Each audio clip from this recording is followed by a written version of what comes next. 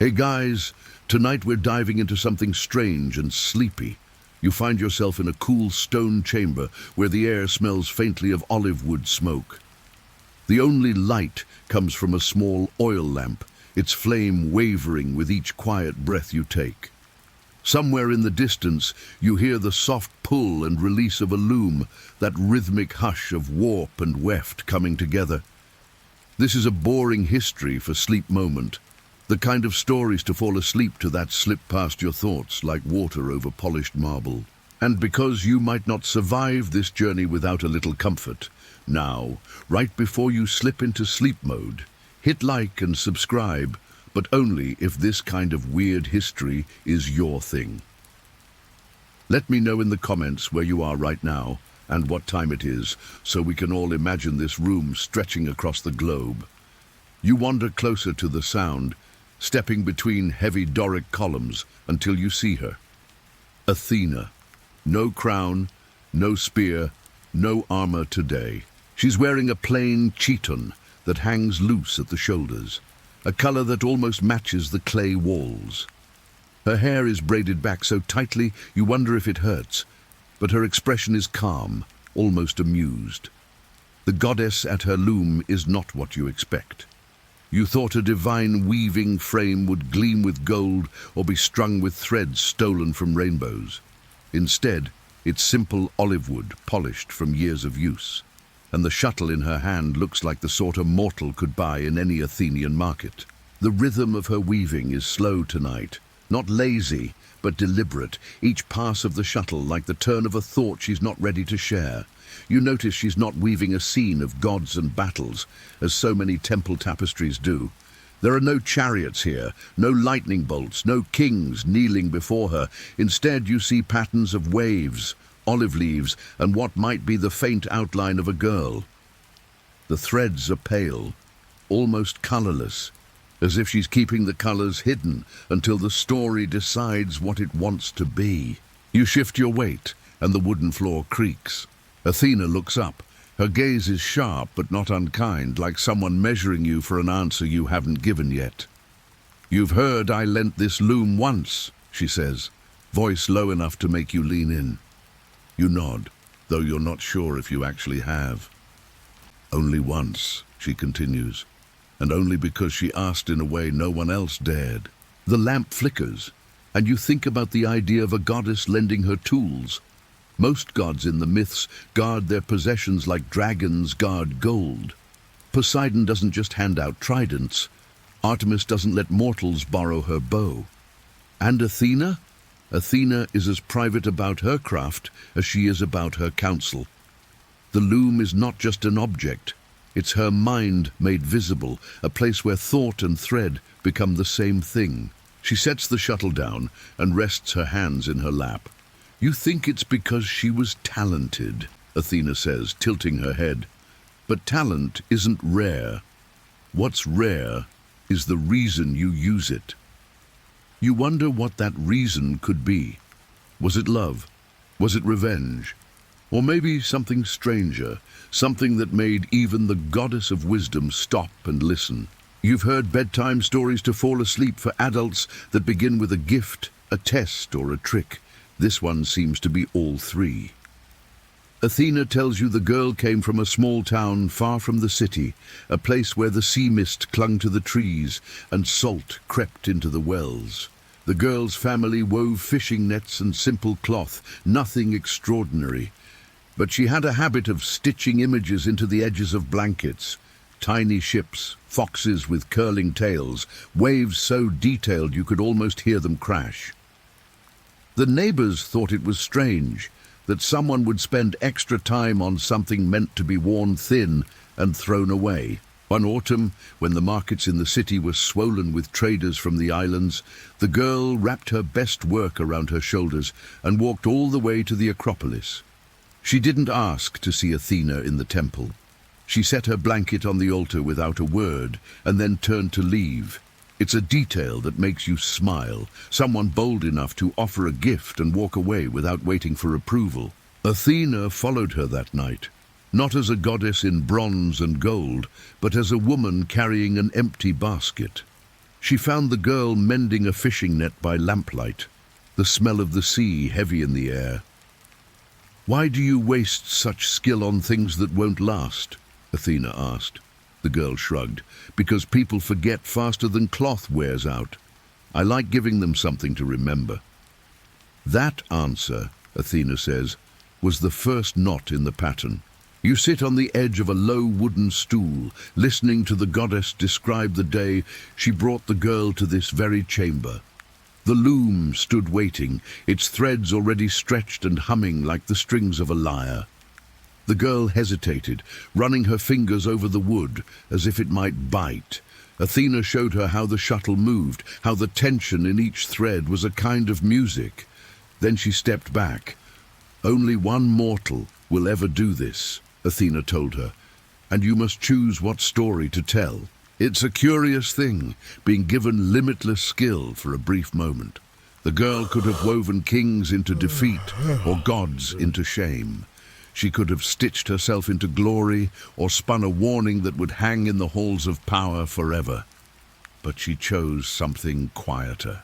The first threads she laid down were the color of dawn over the sea, that faint grey blue that only exists before the sun fully wakes.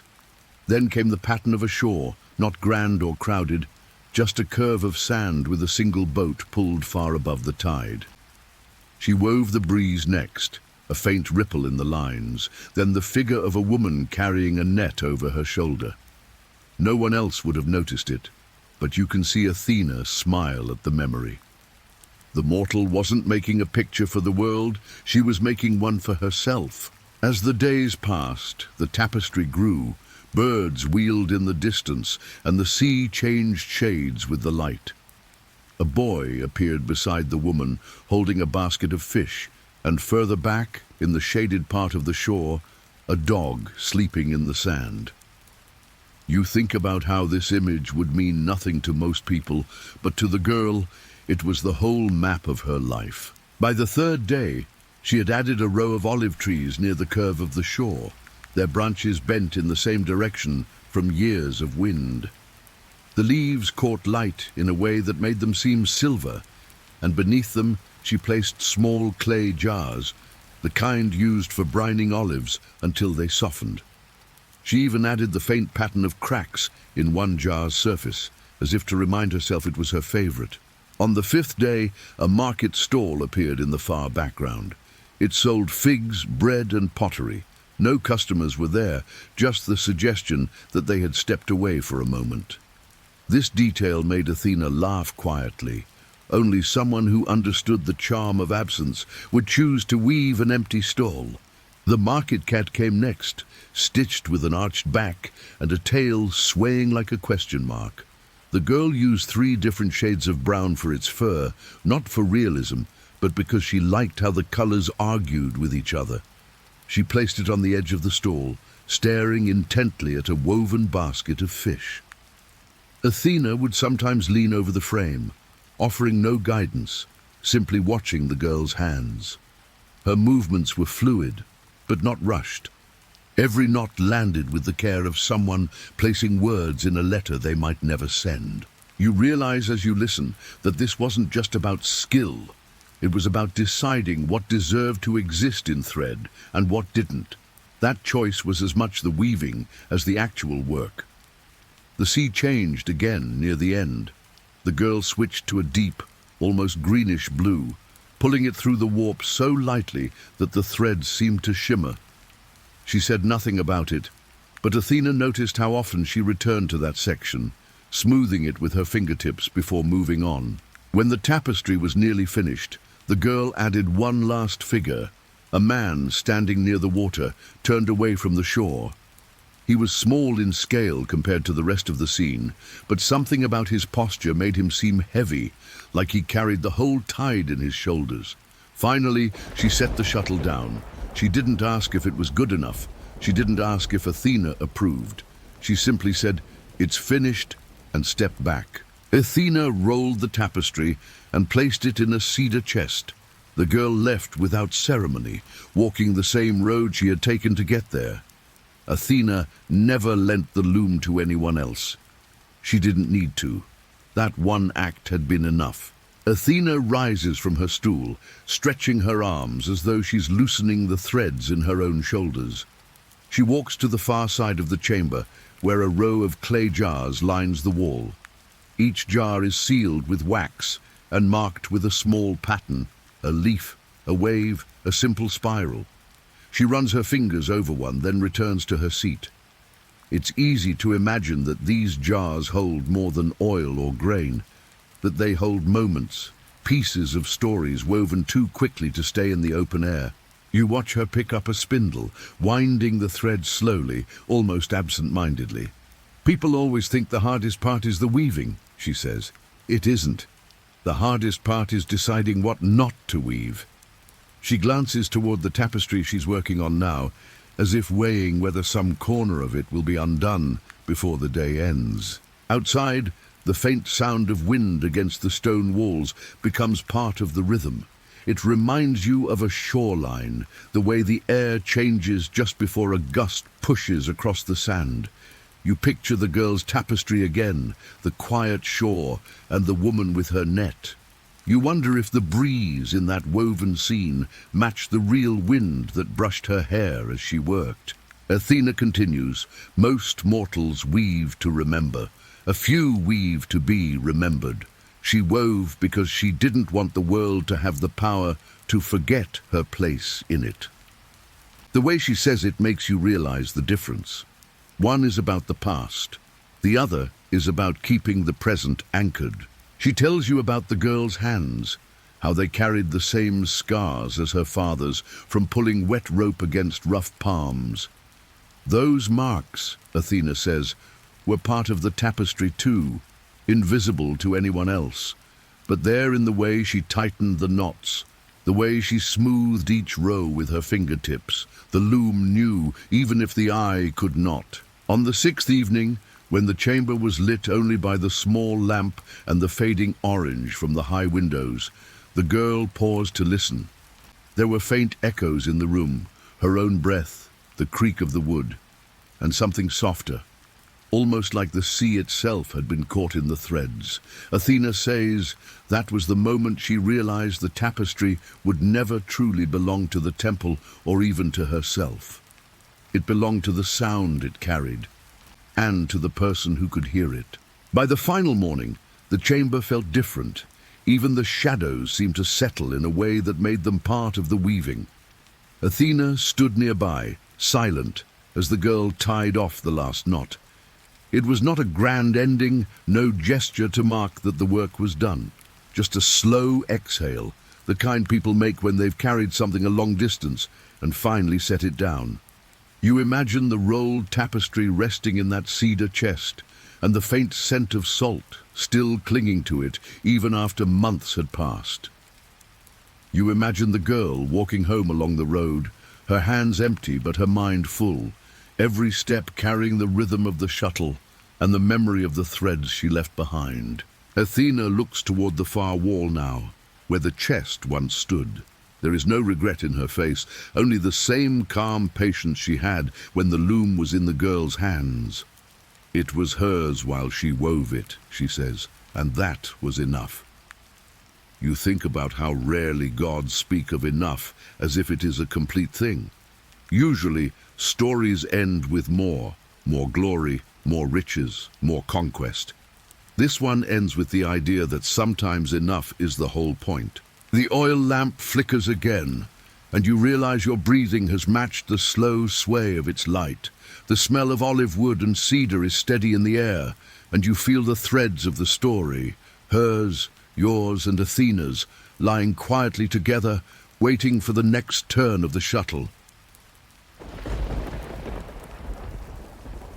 You stay seated on the low stool as the air in the chamber thickens with that warm beeswax and olive scent from the oil lamp. The loom keeps its steady heartbeat, the click of the shuttle and the sigh of the threads stretching under her hands. Athena doesn't hurry, and neither do you. She lets the silence sit until it feels like part of the story, like another layer in the weaving. The girl had worked for 7 days, Athena says, though in this room time didn't quite behave the way it did outside. She ate bread dipped in honey, drank cool water from a clay jug, and never once asked when she would be finished. That, Athena notes with the faintest smirk, was unusual. Mortals like endings. They want to know where the edge of the cloth will fall, how many rows it will take before the pattern is done. This girl seemed content to live inside the making. By the fourth day, visitors came. A few priests from the temple pretended to be curious about the divine loom, but mostly they wanted to see if the goddess was truly letting a human touch it. Merchants wandered in between market deals, shaking their heads at the idea that something so valuable was being used for a fishing village scene. One man even suggested that Athena guide the girl to weave a city view instead, something more fitting for the Parthenon's walls. The girl kept working as if no one had spoken. Athena didn't intervene, but she noticed the tension in the threads each time someone stood too close. That was the first time she understood what the mortal was actually weaving. It wasn't just a picture, it was a place that could hold her without interference. Every knot was a choice to keep something for herself. You find yourself leaning forward, following the line of the cloth in your mind. Athena describes how the girl wove a small market stall in the distance with baskets of figs and jugs of olive oil, the kind that glisten in the morning light. She added a cluster of seaweed drying on a rope, a little crooked as if the breeze kept twisting it. Then she stitched in a cat, watching the fish baskets like it was planning a theft. That tiny, wry detail makes you smile, the same way it must have made Athena smile. The goddess pauses to reach for a spool of thread, her fingers so sure and quiet you almost miss the fact that she's chosen a color you haven't seen before, a deep sea glass green. She asked for this, Athena says, turning the spool in her hand. Said the water at home never looked the same 2 days in a row, and she wanted the tapestry to remember that. Some say, Athena tells you, that this mortal was the best weaver who ever lived, better even than the goddess herself. That's the kind of rumor people enjoy, the kind that makes a divine story feel daring. But Athena isn't flustered by it. Better, she repeats, eyes narrowing just slightly. Different. And you can hear the difference in the word.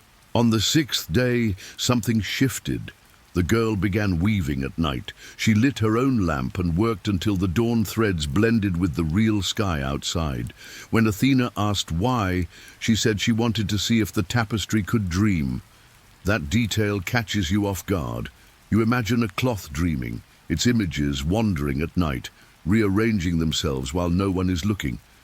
Maybe the market cat prowls the boat, or the boy takes the dog for a walk along the shore. Athena's tone softens. That was the moment I knew she understood. You want to ask what exactly it was the girl understood, but you suspect Athena wouldn't answer plainly. The goddess of wisdom doesn't give away answers like coins. She folds them into the warp and weft and lets you find them by touch. Still, there's a shadow over the memory. On the final day, the girl wove a line of dark thread across the horizon. It wasn't stormy, just different, like the sea had suddenly grown older.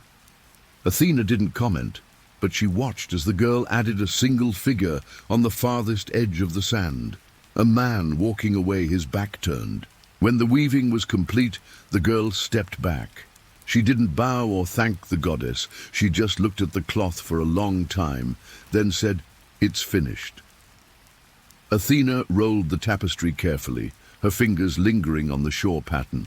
She asked the girl if she wanted to take it home. The answer was no. "It belongs here," the girl said, "where it will never be ruined by salt or moths." That should have been the end. Athena stored the cloth in a cedar chest in this very room, locked with a clasp no mortal could open. But here's the strange detail. When she looked for it a year later, it was gone. The chest was untouched, the clasp unbroken, yet the tapestry was missing. Priests whispered that it was a test, that perhaps the goddess had sent the tapestry into the dreams of someone else.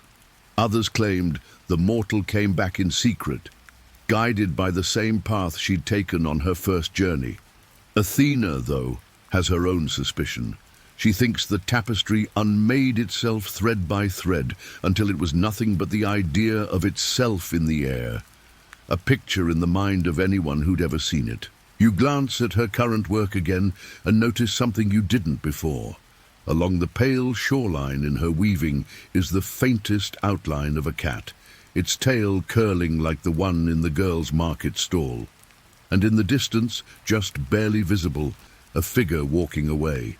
Athena sets the shuttle down and shifts her gaze toward the far wall, where the lamplight touches a row of jars and wooden boxes. She gestures toward a smaller loom in the corner, unused and gathering dust. "I thought about lending that one," she says quietly, "but it would have been an insult. Once you've touched the threads that matter, the rest feel hollow." You ask if the girl ever knew the tapestry was gone. Athena shrugs.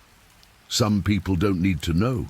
They carry the shape of the thing in their mind, and that's enough to last a lifetime."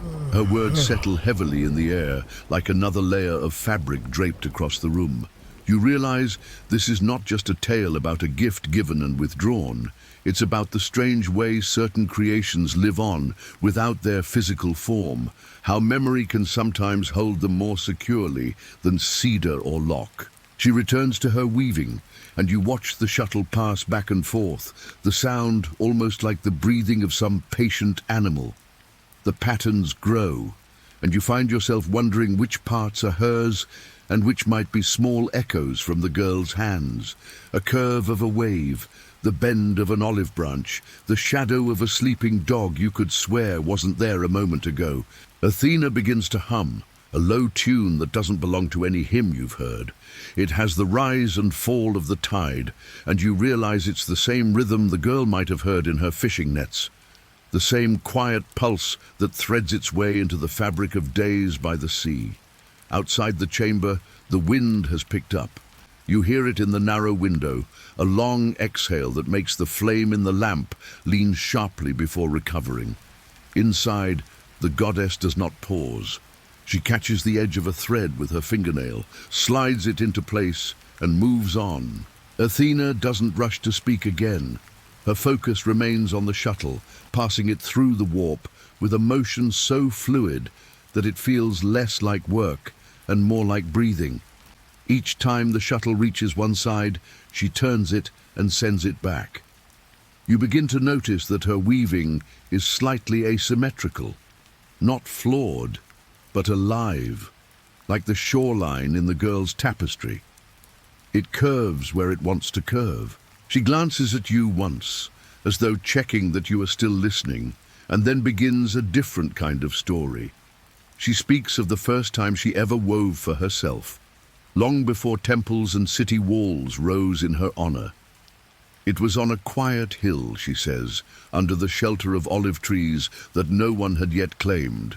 The cloth was simple, dyed only with crushed leaves and clay, yet she remembers that first piece more vividly than all the grand tapestries that came after. "You see," she says, "it isn't the subject that makes the weaving matter. It's the way your hands know it belongs to you." She nods toward her current work. That's what she understood. You imagine the girl returning to her village after her days in the chamber. Did she tell her family where she had been? Did they believe her if she did? Perhaps she spoke of nothing, letting the memory live in her hands and in the slow rhythm of her work at home. Perhaps her nets carried a hidden beauty from that loom. Athena's voice softens. She says she sometimes wonders whether the tapestry truly vanished, or if it simply became invisible to eyes that no longer needed to see it. "There are works that outlive their form," she murmurs. "They change shape and stay with us in ways we can't explain." She threads the shuttle again, the motion steady, almost hypnotic. You feel yourself drifting with the rhythm. The room is warm now, the stone walls holding the day's heat. Outside, a gull cries, the sound carried inland. It makes you think of the girl's market stall, of the salt-dried seaweed and the cat watching the fish. You realize that in your mind, her tapestry is starting to shift, adding details you're sure were never there. Perhaps this is what Athena meant about the cloth dreaming. She tells you about other mortals who tried to bargain for her craft. A queen once offered her a chest of gold, thinking the goddess could be persuaded to trade skill for wealth. A scholar brought scrolls filled with patterns copied from distant lands. A sailor promised her pearls from the deepest parts of the sea. Athena refused them all, though she accepted their gifts with a polite nod. None of them, she says, had the look the girl had, that quiet certainty of someone who knew exactly what they won. As she speaks, the lamp sputters and regains its flame. The shadows on the wall sway gently, taking on shapes that could almost be figures from the girl's tapestry. The boy with the basket, the sleeping dog, the figure walking away. You blink, and the shapes fade back into ordinary flickers of light. Athena leans back slightly and examines her progress. The pattern is delicate but purposeful, each thread a decision made without hesitation. She dips her fingers in a jar of dye and pulls out a muted gold thread. She never used gold, Athena says with a faint smile. Said it distracted from the sea. The goddess weaves it in anyway, just a single strand, barely visible unless you know where to look. You begin to understand that the story of the girl and the loom is not just about that one weaving. It's about the way a single act can ripple outward, changing the way the goddess herself thinks about her work. Perhaps that's why the cat appears in this new tapestry. Perhaps that's why the curve of the shoreline feels familiar. Outside, the wind quiets. The silence makes you aware of your breathing. Athena sets the shuttle down and rests her hands in her lap. For a moment, you think the story has ended. But then she leans forward, elbows on her knees, and says, "Do you know why I never told her the loom was mine?" You shake your head. Because it wouldn't have mattered. The loom doesn't belong to me. It belongs to the one who's weaving. The thought lingers between you. You picture the girl at home again, her nets mended, her hands smelling faintly of salt and hemp. Maybe she never touched another loom like it. Maybe she never needed to.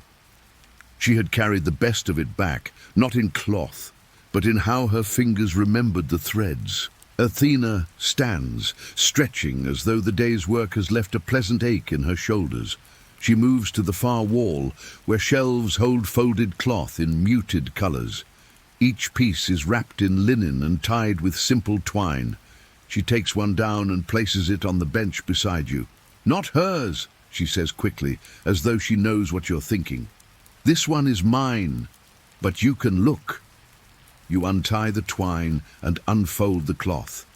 It's plain at first glance, until you notice the faintest shimmer where you fold it and hand it back. Athena tucks it under her arm and returns it to the shelf. The moment feels like the end of a conversation, though neither of you has said goodbye. She returns to her loom, lifts the shuttle, and begins again. The sound fills the chamber, and you realize you could sit here for hours, letting the rhythm carry you away. The light in the chamber grows softer as the lamp burns lower. The walls seem to lean in, holding the warmth and the quiet like a secret. You close your eyes, and in that half-dreaming state, you think you hear the sea, the creak of wood, and the whisper of thread passing through thread. When you open your eyes, Athena is still weaving, and the pattern has grown, though you couldn't say how. Perhaps it was always there, waiting for you to notice.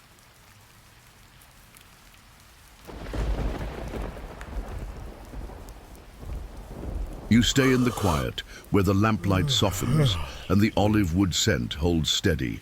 Athena's fingers rest on the linen cover she tied at the end of section 2, and for a moment she just listens with you, as if the loom itself is breathing. Then she loosens the cord, lifts the cloth, and the shoreline reappears. A thin line of foam curls at the edge of the woven water. The two faint figures are still there, turned in different directions, and the empty sand between them feels like a held note that refuses to rush. You shift your weight and the old floor answers with a soft creak.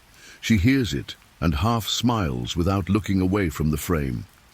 You recognize pieces from before, little echoes you have already learned to spot. The market cat hides near a sleeping dog. A cracked jar sits by an olive tree, a private joke Athena knows you remember from earlier. She runs a fingertip along the warp like someone checking a pulse. You want the answer, she says not unkindly. Why I lent the loom to a mortal just once, and why no one gets to repeat that moment. Her voice is ordinary in the best way. It belongs in a room like this. You wait. The waiting is part of the story by now. The shuttle rests in her palm, not moving yet, and you can almost hear the questions settle on it like dust. She finally nods to herself. I lent it because she asked for something I had always suspected but never tested, Athena says. She asked for a story where nothing grand happened except that a life was allowed to stay itself. She taps the frame lightly. No cities conquered, no kings shamed, no divine lesson delivered with thunder. She wanted permission to keep her own shore. You feel your shoulders sink, as if something tight has decided to loosen. The reason sounds simple and also exact. She continues before you can fill the silence. If I had lent it twice, I would have created a ritual, she says. Rituals attract noise. Priests begin to schedule them. The quiet grows rules like barnacles. Before long, mortals arrive with petitions instead of stories. Once kept the door open without turning the room into a stage. You think of the missing tapestry from Section 2, how it seemed to unmake itself, leaving only the idea of its shore in anyone who saw it. You think of the girl and the single figure she placed at the far edge of sand, a back turned. You do not need Athena to explain that part. Some endings do not need witnesses. She threads in a pale line and the water brightens. There is also the problem of lending what is not only an object, she says. A loom is a frame for thread, but my loom is also the room where I think. Lending it once felt like lending breath.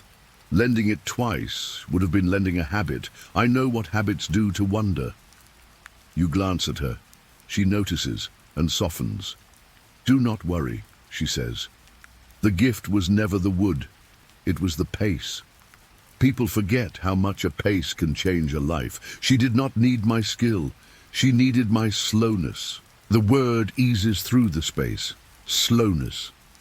You think of how every sound in here seems to choose its timing, and how the world outside thins to a murmur through the high window. This is boring history for sleep in its pure form, the kind of stories to fall asleep to that trusts the listener more than the plot. A sleep story does not push.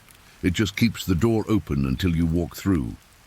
And the name, you say quietly. You never told me hers. Athena does not hesitate. Names turn quiet moments into contests, she says. Say a name aloud, and people begin to decide what the story proves about the named. Some will praise, some will shout hubris, some will ask who taught her hands.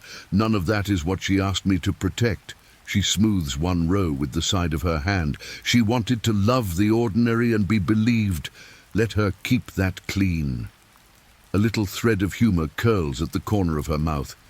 Besides, if you must have a name, call her the one who did it once. The name will mean what it needs to mean. You have a thought that tugs at the academic part of your brain, the part that survived school and still enjoys footnotes. There is a historical layer here too, you say, and her eyes say, go on. You speak it out, not as a citation, just as a fact that sits comfortably on a bench. In the old cities, weaving was not decorative fluff. It was work that fed households and paid taxes. Guilds argued over patterns. Dyes travelled like gossip across ports. A well-made peplos could be an economy in itself. She nods and lets you own the observation. There is your core fact for the section, small, tidy and true. She answers it with a strange detail of her own. In some houses, she says, people tucked a pinch of spider web in the corner of the loom to keep moths away, hoping the spider's patience would teach the cloth a kind of endurance. Her look goes sideways, amused.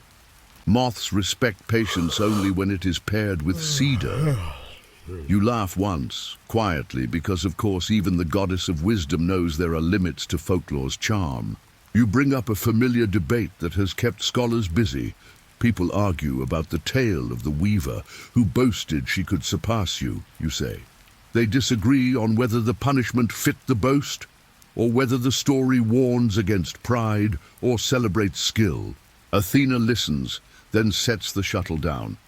That story wears many faces, she says. Contest, parable, defense of the divine, complaint about talent. The thread I keep is simpler. Comparison steals the room where good work happens. The one who asked for this loom did not compare. She refused to measure herself against me or anyone. Refusal is not lack. Refusal is a craft. You hold that line like a smooth stone, turning it in your hand. The missing tapestry returns to your thoughts. If it unmade itself, you say, did the story end with it? You are sitting inside the continuation, she says. When people search for stories to fall asleep to, or when a title says bedtime stories to fall asleep for adults and means it, they are not hunting for a twist. They are hunting for a room where the ordinary has weight. The missing thing did not vanish, it changed rooms. She studies your face to see if that landed. It did. The loom starts again, light and even, a sound that has become a kind of metronome for your breathing. The water in the cloth gathers a little curve of light that was not there before. She stops and turns to you as if deciding the next sentence needs eye contact. Would I lend the loom again, she says, if another mortal asked with the same bravery and the same quiet? She lets the room count a few heartbeats. No, she says. Once protected the gift, twice would turn it into spectacle. She covers the frame with linen again, not as a refusal to continue, but as a way to keep the room whole. You look around and begin to understand that what you wanted all along was not a secret technique. You wanted a permission. She names it for you without drama. Borrow the quiet, she says. It travels better than thread. The lamp's oil runs low. She refills it from a small clay bottle that has probably been refilled since a century no one can agree on. The flame steadies, and the chamber returns to its favorite shade of gold. She faces you again, hands open. You can ask for advice, she says, but advice turns into rules when it hears itself out loud. I do not want to hand you rules. Decide what you will not weave. Decide which patterns you will not repeat just because they please an audience. That decision is the spine of a craft. You picture the mortal's shore again and realize how much she did by refusing to add more. No gods, no palaces, no public lesson, only a boat pulled high and a woman with a net and a boy with a basket and a dog sleeping in sand that must still feel warm in memory. Somehow it feels larger than a wall full of battles. Your eyes have grown heavy in the honey light. You think of a silly modern aside while you can still keep your eyes open. If Athena had a channel, the comment prompt would be calm and specific. Tell me your city and your local time. Share one small detail from your day that you want to keep. The algorithm would blush and say, thank you. You would type something about a crooked jar and a patient cat. She would see it and nod like a teacher who approves, without turning the approval into a prize. The joke breezes through the room and leaves no mark except a soft grin. She notices your posture tilt towards sleep. One last piece, she seems to say, and then you may borrow the quiet fully. Her hand rests on the linen. When the tapestry unmade itself, she says, did it become loose thread again? Or did the thread become light and stay in this room where people come to listen? She lifts her hand and shows an empty palm. It is a kindness to leave some answers unmapped. You are grateful not to have to choose. She moves to the door, The bronze hinge has learned silence over centuries, and the door opens like water parting. She waits for you in the threshold to be sure your legs remember how to stand. They do, barely. The corridor is dimmer than the chamber, but the dimness behaves. It does not crowd. Together you pass a storeroom where folded cloth rests under cedar, and your mind cannot stop picturing tiny spiders hired as moth guards. You cough to hide the laugh and fail, and the goddess almost but not quite hides her amusement. A little humour lives here and seems well fed. At the stair she stops and touches your shoulder the way people do when the map is simple and they still care that you have it. You can return without asking, she says. The invitation is the quiet. There is no ceremony, only a pace that now belongs to you too. You descend. Stone absorbs your footfalls until the city sound replaces the room's hush. It smells like hearth smoke and figs outside, and the sky is the color of a cooled iron blade. You think of the figure at the far edge of the shore, the one the girl placed with his back turned. Leaving did not mean anger in that cloth. It meant knowing when to stop adding thread. By the time you reach the outer court, you have the answer in your own words. Why Athena lent her loom to a mortal just once. Because once was the amount that would not ruin the permission. Because once proved that a god could share a room without claiming the work that happened there. Because once kept the crowds and the priests and the kings from hammering the quiet into a rule. Because once is often the right measure when you want a gift to remain a gift. You walk down the hill. Lamps bloom across the city like small constellations. Somewhere at a coast you have never seen, a real shore breathes in and out.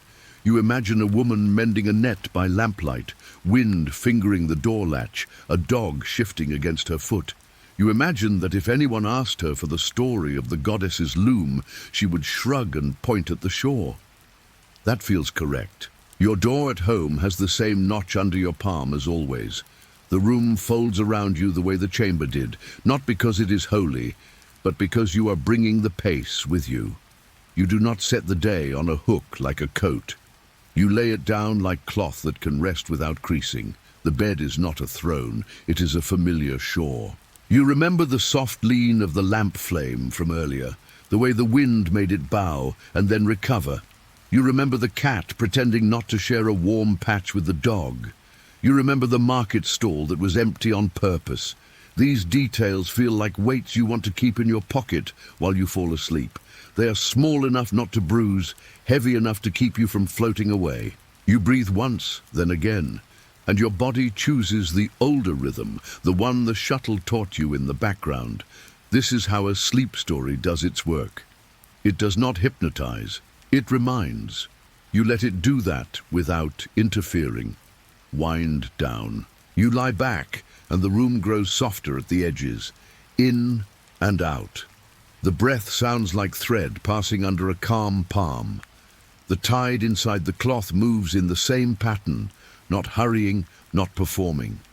You do not need to remember every detail to be held by the shape.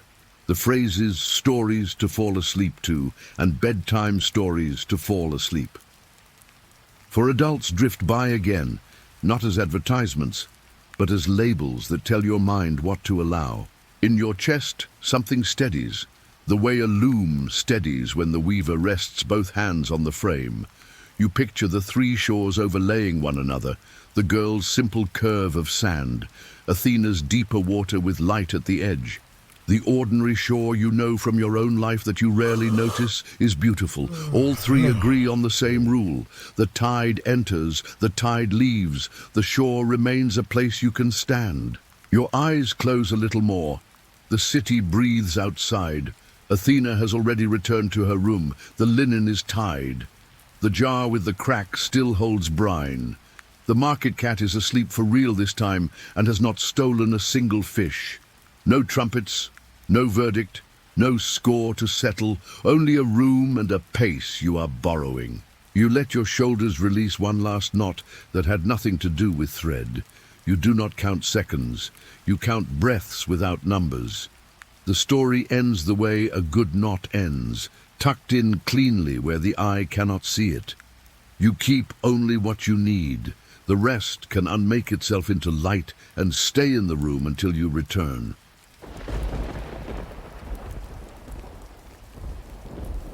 The entire life of Mary Seacole drifts towards you in the same soft rhythm as a rocking chair on a shaded porch, and the entire life of Mary Seacole becomes your gentle route into dreams.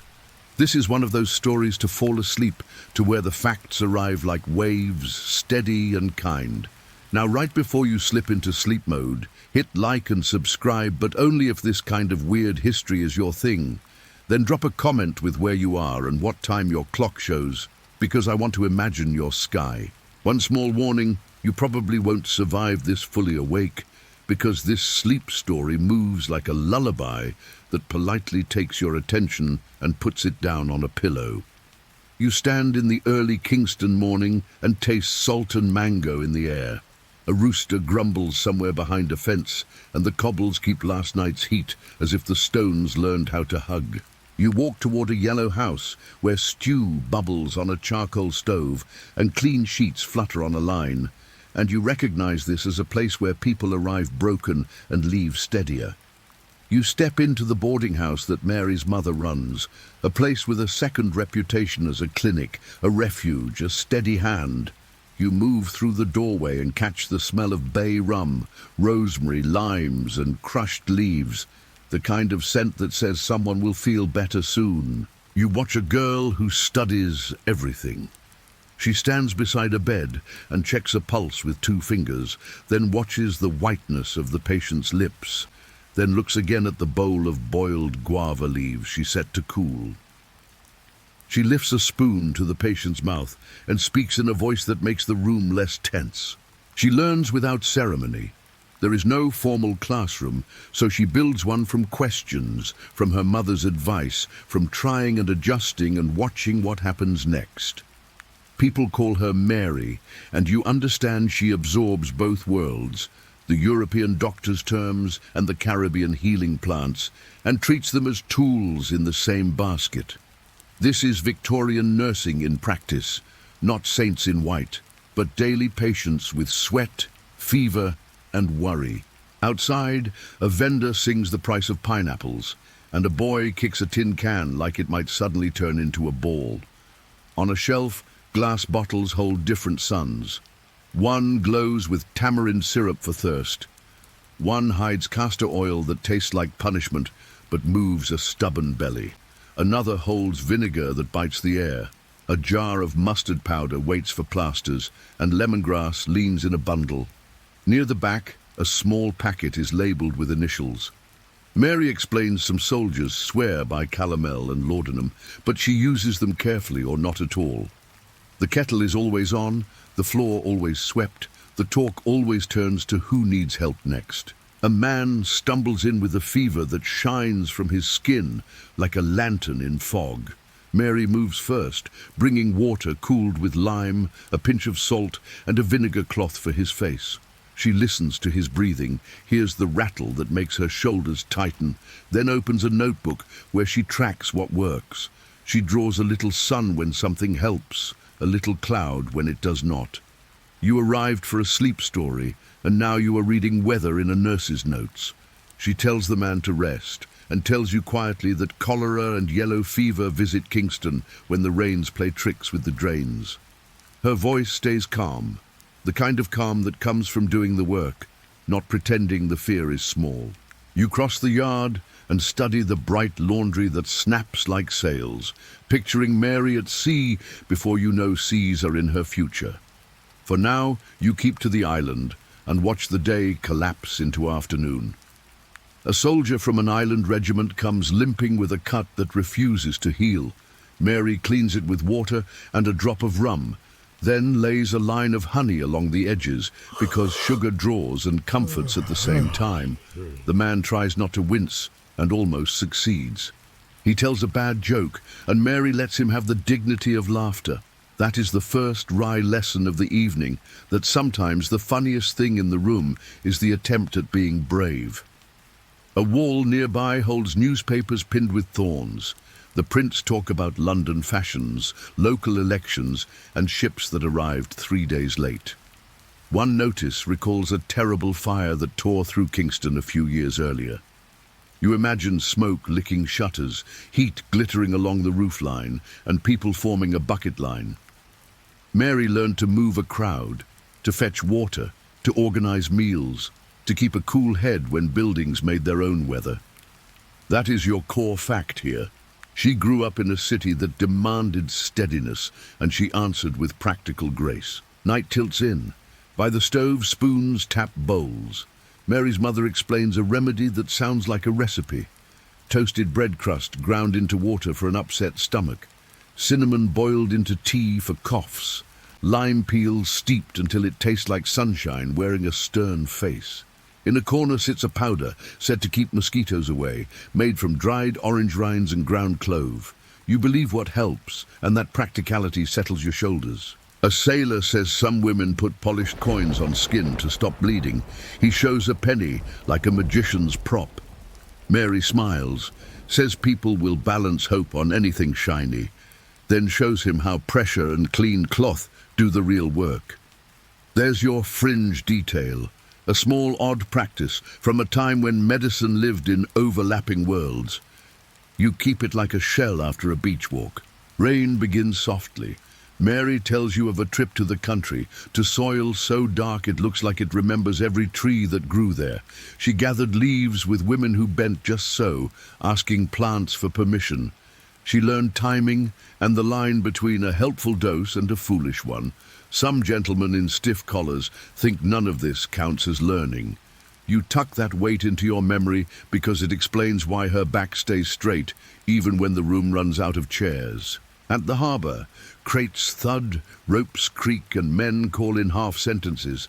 Mary stands with a list and an expression that tells a warehouse manager she will not be ignored. She buys soap, needles, bolts of cloth, preserved meat, salted crackers.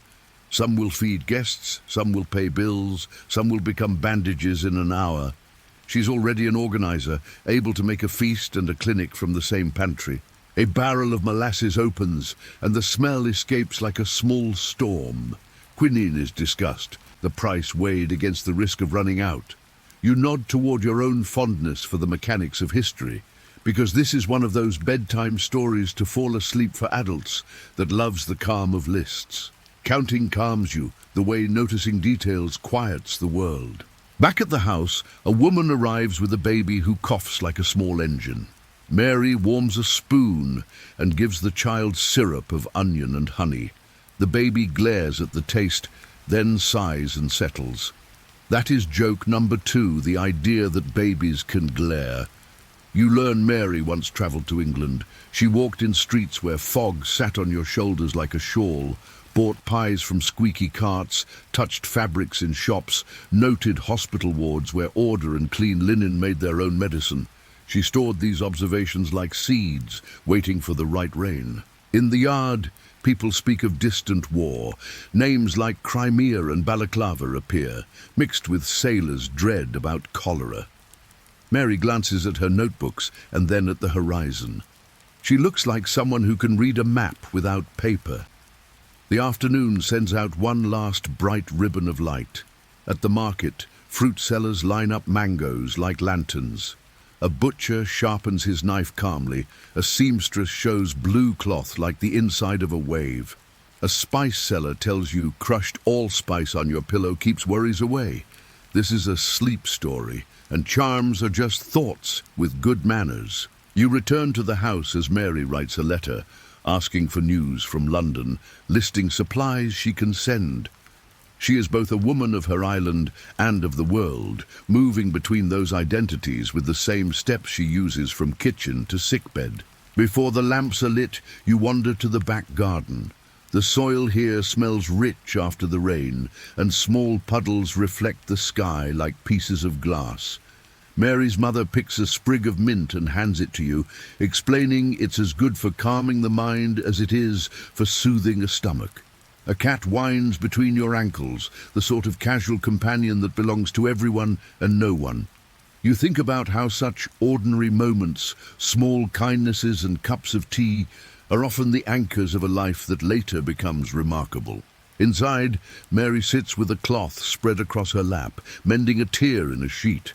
Her stitches are neat, each one a quiet declaration that small repairs matter as much as grand gestures.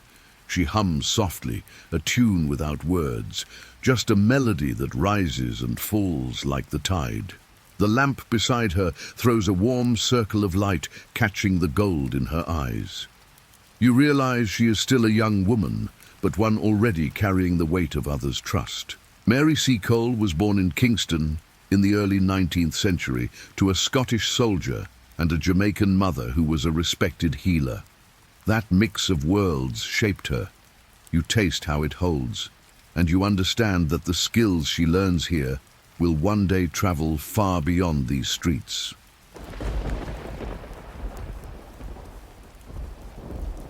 You wake the next day in Kingston with the sound of gulls over the harbour, their calls stretched thin by the morning breeze. The air carries a mix of sea salt, roasting coffee, and the faint iron tang from ships being repaired. Mary is already awake, standing in the street with her sleeves rolled, speaking to a man who has just come off a vessel from Panama. He looks worn, his eyes ringed with fatigue, and you catch words like fever, voyage, and medicine. You notice how she listens before she speaks, how she waits for a gap, then delivers instructions so steady that the man's shoulders drop. It is one of those small, invisible acts of leadership you only recognize in hindsight. By midday she is inside, setting out jars of herbs and bottles that clink as they are lifted from a basket. The table is covered in folded papers with patient notes, letters from merchants, and a shipping schedule that someone has smudged with thumbprints. You can see her mind moving ahead of her hands, connecting what must be done now with what must be prepared for later. She talks about the yellow fever outbreak in Panama, as if the distance is only a short walk. You realize this is the beginning of her decision to travel farther than she ever has before. A boy arrives with a basket of limes and green bananas, and she thanks him with a slice of sweet bread. She explains to you that limes are not just food here, but a shield for sailors, that their juice carries the strength to keep scurvy at bay. You make a note to remember it, though you suspect the taste will stay in your mouth longer than the fact will stay in your head. She peels one, the oil spraying into the warm air, and drops the segments into a jug of water for the man from Panama. By the harbour, ships are moored in tight rows, their hulls heavy with cargo and their decks busy with work. Mary walks along the quay as if she belongs to it, stopping to greet captains and labourers alike. You notice the way she collects fragments of information without seeming to pry. A captain mentions his cook fell ill halfway across the Atlantic. A sailor talks about a new strain of fever in Cartagena. Another mutters about poor conditions in a military hospital. Each detail is stored somewhere behind her eyes. You know she will draw on it later, like an artist dipping into a hidden palette. When she tells you she plans to go to Panama, the news comes as both a surprise and a confirmation. She has been restless for weeks, moving through Kingston like a tide that can no longer stay within its harbour. The reason, she says, is simple. There is work to be done, and she can do it. She speaks with the same tone she uses when telling someone to drink more water or rest after a fever. It is not a question. The voyage begins with the creak of wood and the smell of tar. Mary is dressed in a gown suited for travel, layered enough to handle the cool of early mornings, but light enough for the tropical afternoons she knows are ahead. She keeps her medicines in tightly sealed tins, her herbs in cloth bags, and her confidence in plain sight. The sea spreads out around the ship like a sheet, lifting and lowering the deck beneath your feet until the rhythm becomes part of you.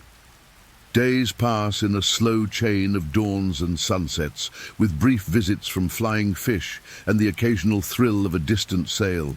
On the third day, a passenger collapses with fever. Mary is at his side before the crew has even decided what to do. She examines him quickly, notes the heat in his skin, the glaze in his eyes, and orders cool cloths, boiled water, and lemon tea. She stays through the night checking his pulse, wiping his brow and coaxing him to sip. By morning, the fever has broken enough that he can sit up. It is another quiet victory, unmarked by ceremony, but deeply felt by those who watched her work. Panama greets you with a wall of heat and noise. The air is thick, the streets crowded with traders, laborers and travelers on their way to or from the goldfields. You smell roasted coffee, fried plantains, and the sharper edge of unfamiliar spices. Mary wastes no time. She sets up in a small building near the market, a place where the breeze can slip through open shutters. She arranges her bottles and herbs as if laying out instruments before a performance, each one in a place she can reach without looking. The sick begin to arrive within hours. Some have the dull, heavy faces of fever, others carry wounds that have not been tended properly in days. Mary moves from bed to bed, her hands steady, her voice low but clear. She bathes faces, changes bandages, and mixes drinks of lime water and herbal infusions. You notice that she asks questions as she works, learning about the conditions in the camps and the routes people take to reach the goldfields. The picture she builds is not just medical, it is logistical, strategic. One evening, a storm sweeps through Panama with such force that the shutters slam against the walls. Rain hammers the roof, and water pools on the floor in shallow ripples. By lantern light, Mary tends to a young man whose fever has climbed dangerously high. She speaks to him as if the storm is miles away, her words cutting through the sound of wind and water. You understand then that part of her skill is creating a sense of calm that no weather can touch. There is an odd detail you hear from a merchant. Some miners carry small bags of dried frogs, believing they protect against fever. Mary listens politely, then points out that boiled water and citrus do more good. Yet she doesn't laugh at the superstition. She knows that belief itself can be a comfort, and comfort is part of healing. Weeks turn into months, and Mary becomes known in Panama not just for her skill, but for her refusal to turn anyone away. She treats sailors, miners, merchants, and even a few soldiers who slip in quietly after dark. Her supplies run low more than once, and she writes to Kingston for more herbs and bottled remedies. She also learns from local healers, trading knowledge about plants and treatments.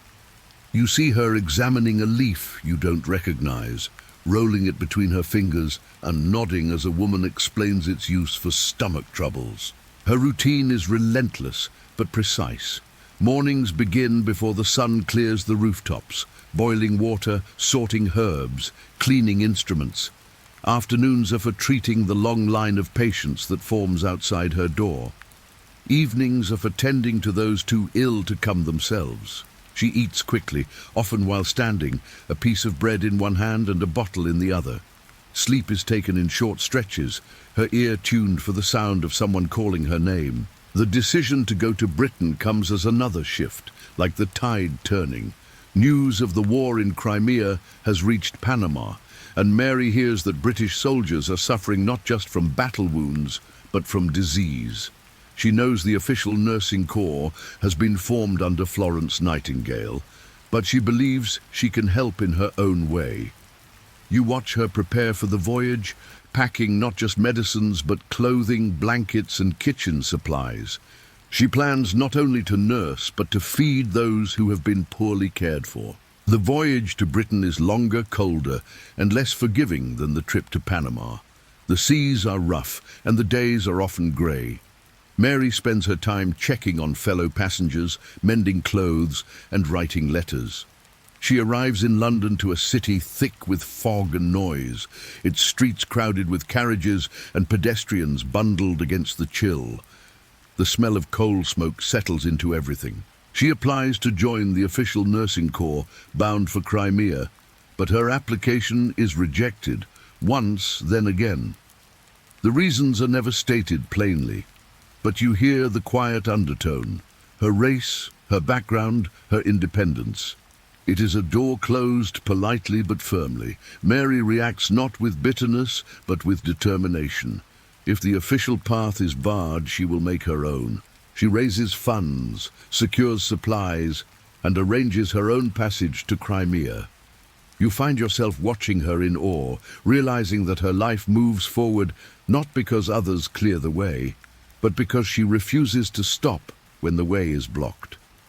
The day she boards the ship bound for the Black Sea, her face is set with resolve. She stands at the rail as London fades behind her, the wind tugging at her shawl, and you know she is thinking of the soldiers she will soon meet. The journey east is marked by cold winds, cramped quarters, and the occasional rumor of battles ahead. Mary tends to seasick passengers, shares her food with those who have none, and talks with officers about the conditions in the camps. She takes notes, asks questions, and listens to every detail of what lies ahead.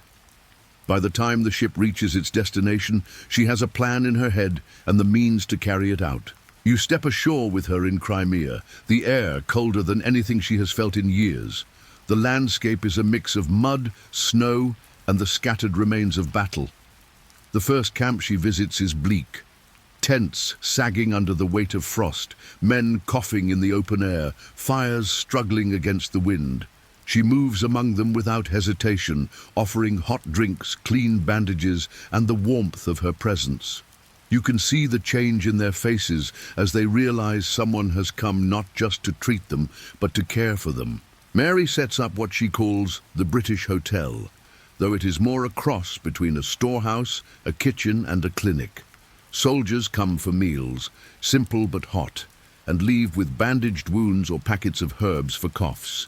She serves tea with the same seriousness as she dresses a wound, understanding that both can restore strength. You watch her laugh with men who have not smiled in weeks, and you realize that in this frozen place she has created a pocket of warmth. Her days in Crimea are long, often starting before dawn and ending well after dark. Supplies are fetched from miles away, food is cooked over open fires, and patients are treated in the same small room where soldiers gather to eat. In every task, Mary moves with purpose and a strange, quiet joy, as if each moment spent helping is a reminder of why she came. From Kingston to Panama to Crimea, the line of her life is one of motion, each step taken with purpose. And yet, as you watch her in the glow of a lantern at the British Hotel, you see that the heart of it is not the miles traveled, but the people reached. Every market, every harbor, every battlefield is just another room in the same house she began back in Kingston.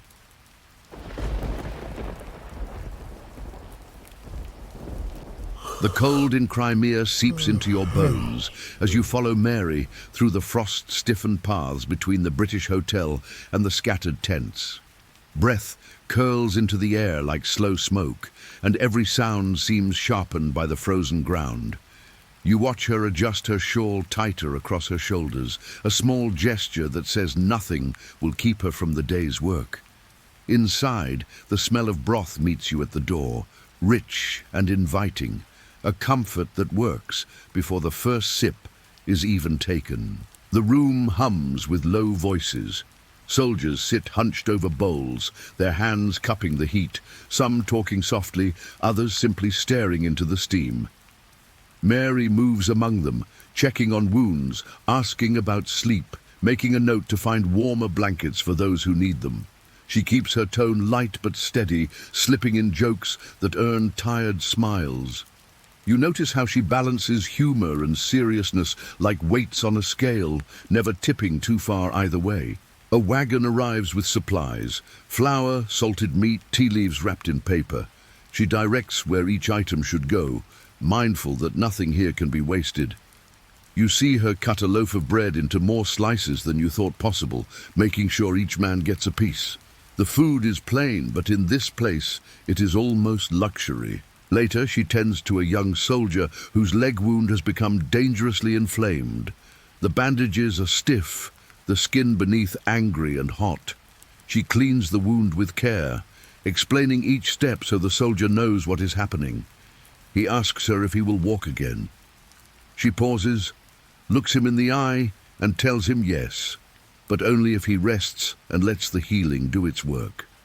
You understand this is more than medicine. It is the kind of truth that gives someone a reason to believe in recovery. Outside, the wind rises, carrying with it the distant thud of artillery. Mary does not flinch. She steps out to check on a smaller tent where two men lie with severe fevers. She changes their compresses, encourages them to drink, and leaves a small cup of ginger tea by each bed. You remember her saying once that ginger warms the body from the inside, a small defense against the chill that creeps into these canvas walls. Even in this war camp, there are moments of strange beauty. At dusk, the snow reflects the orange light of campfires, and the air smells of wood smoke and bread baking. Mary stands in the doorway of the British hotel, watching the horizon as the sky shifts from gold to deep blue. You can tell she measures each day, not by the number of hours, but by the lives touched. She keeps a small ledger in which she records supplies, expenses, and the names of those who have passed through her care. Some entries are brief. A name, a date, a note about tea and clean bandages. Others stretch over pages, detailing weeks of recovery, setbacks, and eventual return to the field or the journey home. It is a quiet archive of resilience, and you imagine someone years from now opening it and finding the war reframed in the language of survival. One night, a group of soldiers brings in a comrade found half buried in snow. His lips are blue and his breathing shallow. Mary moves quickly, wrapping him in blankets, rubbing his hands to restore circulation, and setting warm stones near his body to draw out the cold. She stays by him through the night, spooning small sips of broth into his mouth when he is able. By dawn, colour has returned to his cheeks, and his fingers twitch when she takes his hand. It is another victory, quiet but profound. There are debates in the camp about how best to treat the wounded, arguments between military doctors and those like Mary who work outside official systems. She listens, says little, and then continues to do what works, unbothered by who gets the credit. You realize this is one of her great strengths. She does not waste time fighting for recognition when there is work to be done. The winter eventually loosens its grip, and the camp shifts with the changing season. Mud replaces snow, and with it comes a new wave of illness. Mary is ready. She boils water, lays out fresh cloth, and brings in extra herbs from the market in a nearby town. She is as much a part of this place as the tents and the cooking fires, and the soldiers know it. They greet her with nods, sometimes with small gifts. An apple, a piece of chocolate, a carved wooden button. She accepts each one as if it were gold. Some afternoons, when the work briefly slows, she steps outside to stand by the ridge overlooking the harbour. Ships wait at anchor, their masts thin lines against the sky. She tells you how she sometimes imagines each ship carrying a piece of home for someone in the camp, a letter, a familiar song, a memory of sunlight that is different from this pale winter glow. She never says it outright, but you can feel that she misses Kingston's heat, the brightness that soaks into the skin. One day, a horse-drawn cart arrives with several injured men from a skirmish miles away. Mary organizes the unloading as if directing a stage play. Stretcher here, water there, clear the corner for the worst cases. She moves between them like a current, changing direction in an instant when a groan pulls her attention. You realize she doesn't just treat injuries. She rearranges the whole room so that healing feels possible. At night, the British hotel becomes a gathering place. Soldiers play cards at one table, write letters at another. Someone always keeps the kettle warm. Mary moves through the room with a teapot in hand, refilling cups and asking about families back home. She learns details, a sister's wedding, a newborn son, a neighbour's illness, and holds on to them, mentioning them days later in passing. It makes the men feel remembered, even here, even now. When the weather turns again, bringing late snow, she doubles the efforts to keep everyone warm. Blankets are patched, extra fires lit, hot meals served more often.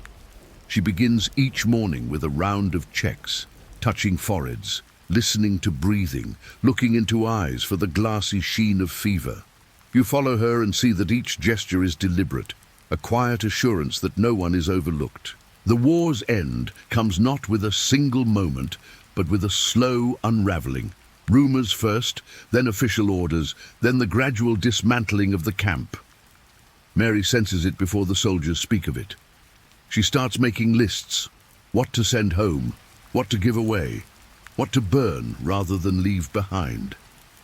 She is careful with the last of the stores, making sure the food goes to those who need it most. The final weeks are a mix of relief and uncertainty. Men begin to speak more openly about going home, about what they will do next. Some are eager, others anxious.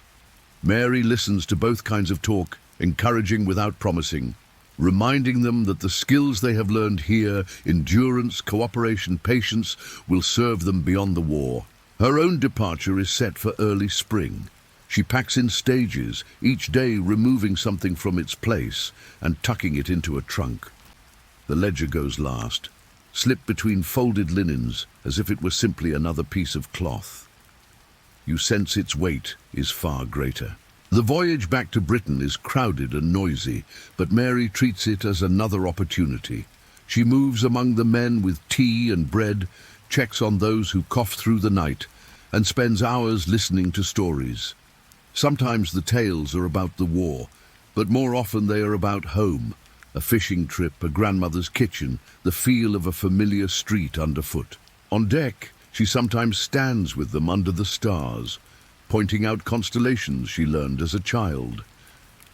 A soldier from Yorkshire tells her how the night sky looks different back home, and she listens as if mapping it in her mind. Another hands her a small tin of biscuits, insisting she keep it for herself, though she knows she'll share them before the week is out. London greets her with a different kind of bustle. Crowds gather to see her, newspapers print her story, and former soldiers greet her with hugs and laughter. She is celebrated, yet she treats the attention with the same balance she used in Crimea. Smiling, accepting, but always keeping her focus on what needs doing next. She writes her memoir, filling pages with the sweep of her life from Kingston's markets to the muddy camps of the war.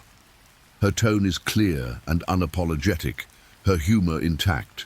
She writes of hardships without self-pity and of successes without self-congratulation. In the quieter years that follow, Mary tends to her garden. Herbs grow in neat rows, their scents rising in the afternoon sun. Neighbors come for advice on remedies, and she gives it freely. She hosts friends for tea, often serving bread she has baked that morning. Her hands are as steady as ever, whether holding a teacup or a bandage. She keeps in touch with some of the men she cared for, exchanging letters filled with news of families, farms and shops. Sometimes they send small tokens, a pressed flower, a carved spoon, a sketch of a familiar place. She treasures them all, each one a reminder of the connections forged in the harshest of places. One summer evening, she sits on her porch with a cup of mint tea, the air warm and still. The street is quiet, the light golden. She tells you about a soldier who once refused to drink her remedy because it smelled too strong, and how she convinced him by taking a sip herself. He laughed, called her braver than the generals. She laughs now in the same way, the sound soft in the settling dusk. Her life, you realize, has been a long chain of rooms filled with people in need, boarding houses, market stalls, ship decks, hospital tents, and in each one she has brought order, care, and a sense that even in the worst of circumstances, kindness is not a luxury but a necessity. From the heat of Kingston to the chill of Crimea, from the noise of Panama's markets to the hush of a London garden, Mary's steps have been steady, and as you sit with her in the fading light, you understand that this steadiness is the true measure of her story.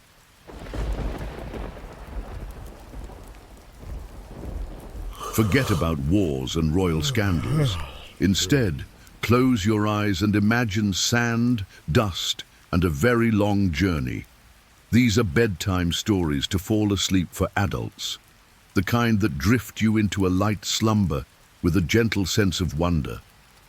We're talking about how Tang Dynasty postmen delivered letters across deserts, and you probably won't survive this without falling asleep. This is boring history for sleep, pure and simple. Now, right before you slip into sleep mode, hit like and subscribe, but only if this kind of weird history is your thing. A quick pause. If you enjoy these sleepy stories, a like and sub go a long way. But only if you really mean it. Let's see. Comment your location and local time down below. Now breathe in deep and slow. It's time to drift back, way back, to the 7th century. During the Tang Dynasty, the empire was vast. Not just big, but unbelievably sprawling. It was an empire that stretched from the steppes of Central Asia across towering mountains all the way to the coasts of China. Because of this, it was critical for news, orders and taxes to move fast, which created a pretty complex postal system. We're talking about one of the most organized ancient courier networks in the world. Now imagine yourself as a junior postman in this immense empire. You're not just delivering a letter. You're part of a massive, living organism of communication. This boring history for sleep might not sound exciting, but the logistics of it are fascinating. Your journey begins at a post station, a humble but crucial hub. A core historical fact here is that the entire system was standardized. The stations were typically about a day's journey apart, which was a very intentional distance. In the desolate Western Territories, that distance could be a bit longer, maybe a few days between stations, which made those stretches particularly perilous. Your job is to take a dispatch, a sealed package of documents, and carry it to the next station. Seems simple enough, right? But the world you're moving through is not at all simple. The Tang courier system was essentially a relay race on a truly grand scale, and you were just one of many runners. You're not riding a majestic steed from a movie. You're on a sturdy, reliable pack animal. The rhythmic sway of your horse or camel becomes your world, a hypnotic beat against the vast emptiness. This is one of those stories to fall asleep to that doesn't rely on grand heroes, but on the quiet endurance of ordinary people. Your focus is singular.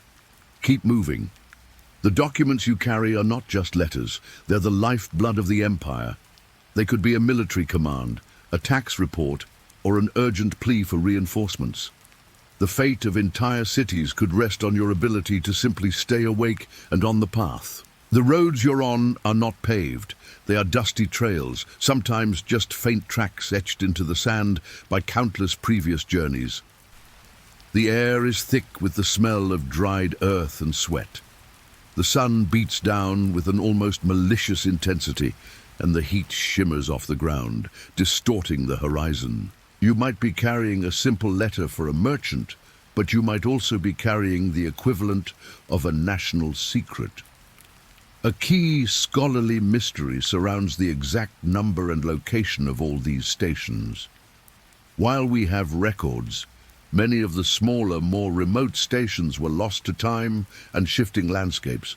Historians debate exactly how many thousands of them there were and how consistently they were manned. The bureaucracy of the Tang dynasty was legendary, so we assume the system was robust, but a lot of the on-the-ground details remain fuzzy, which makes for a perfect sleep story. Was every station staffed at all times? Were there gaps in the network? These are the kind of questions that keep people up at night, but for you, they are just gentle whispers in the vast silence of the desert. As you ride, you keep an eye out for strange things.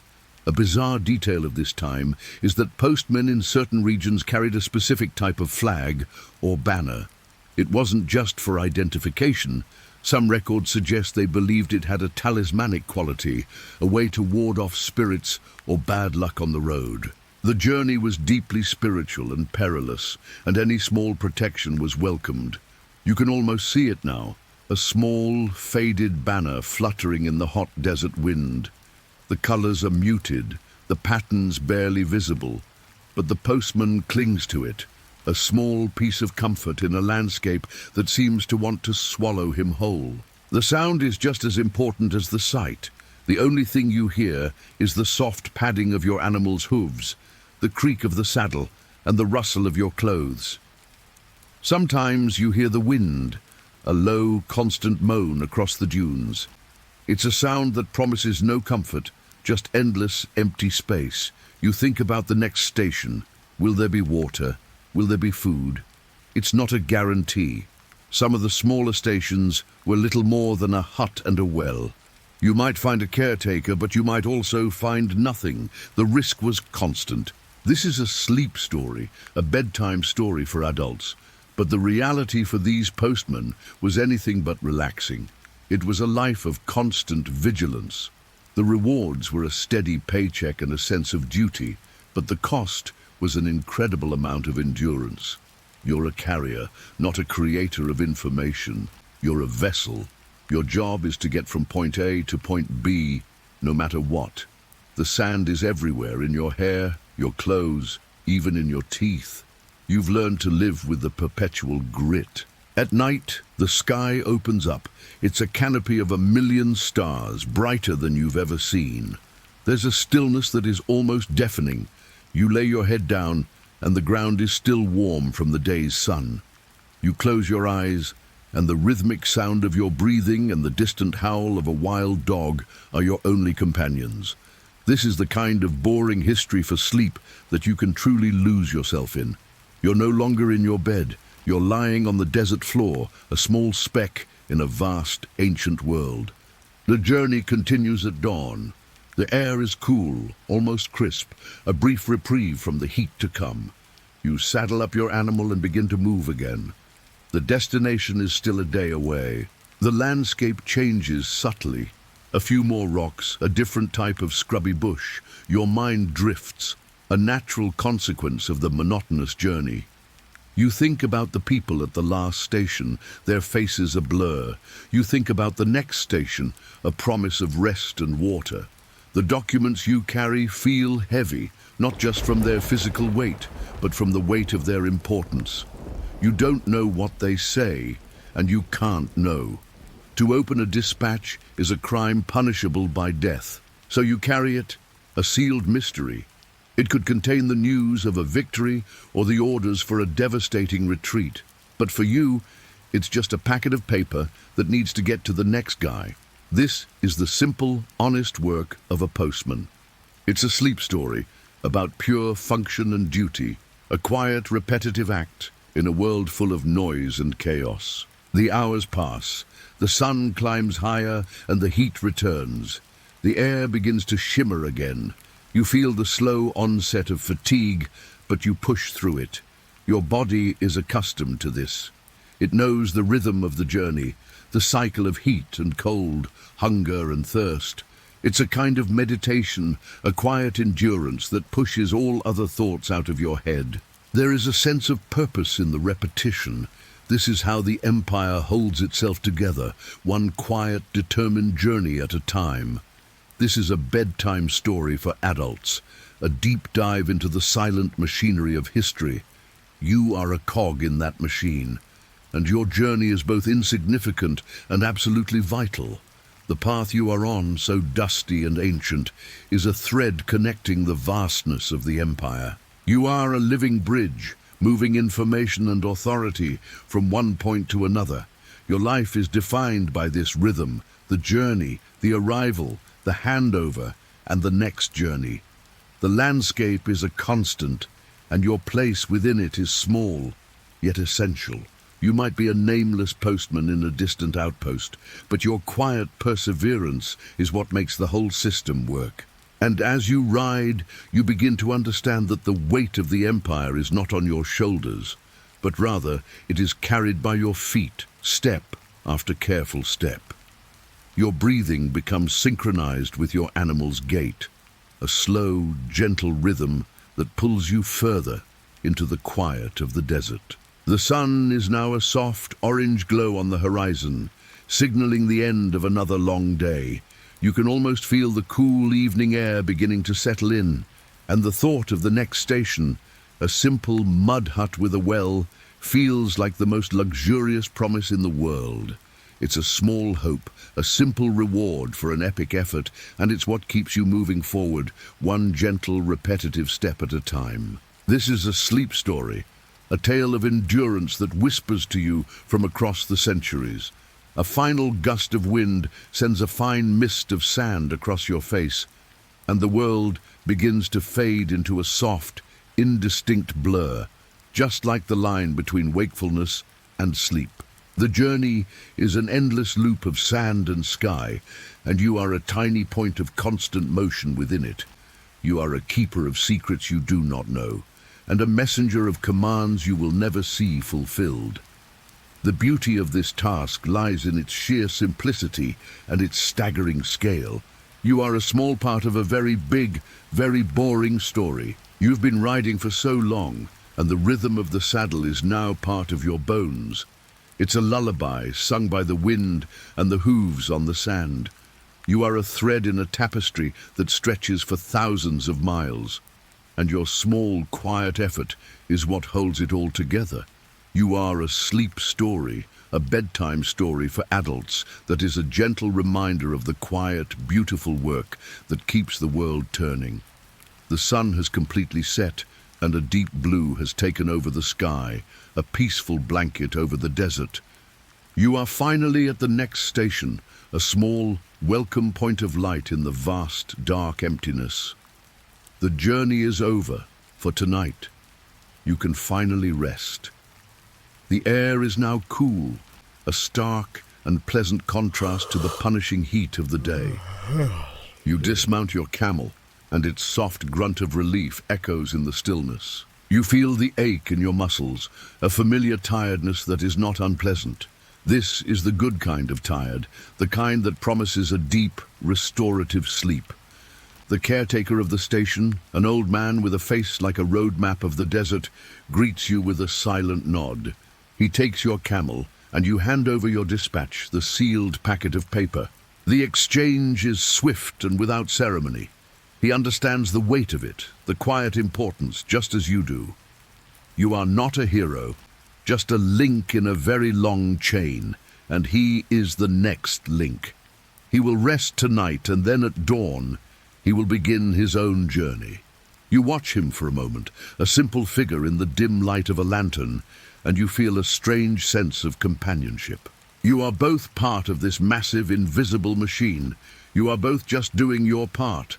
The station itself is humble, a small building made of mud and straw, a well, and a pen for the animals. But in this vast emptiness, it feels like a palace. It is safety, it is water, it is rest. You find a quiet corner, away from the lantern light, and you lay your blanket on the cool ground.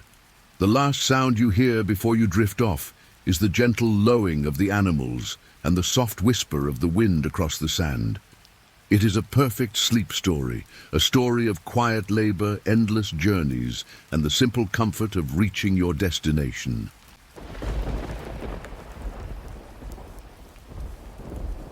The journey, as you know now, is a slow, methodical rhythm, but the network of stations is anything but simple. This is where the true genius, or perhaps the true bureaucratic obsession of the Tang Dynasty, reveals itself. You arrive at the station, a small, unassuming place with a lantern burning softly in the twilight. It's just one tiny point on a massive invisible map, a map that the Empire has meticulously crafted and maintained. These aren't just random stops in the desert. They are part of a dizzying network of stations that function like a body's circulatory system, carrying vital information to every corner. A core historical fact is that the Tang system was divided into three main types of stations: the horse station, the foot station, and the water station. You, on your camel, would be using the horse stations even if your mount was a different animal. This system was so advanced that it even accounted for different speeds and routes. The foot stations were for urgent, short-distance messages and were often found in mountainous terrain where horses couldn't go. The water stations, as you might guess, were along rivers and canals, using boats and barges for transport. This complex, multi-layered system is what made the Tang post so effective, a testament to their logistical prowess. You've handed over your dispatch to the next postman. It's a moment of quiet transition. He will now become the carrier, and you are free to rest. You've done your job. The dispatch is sealed with a specific type of wax and a unique stamp, so there's no way to tamper with it without it being noticed. This is a sleep story about ancient security, a tale of trust and accountability. The new postman checks the seal, nods to you, and secures the dispatch in his own satchel. His journey is the mirror image of yours.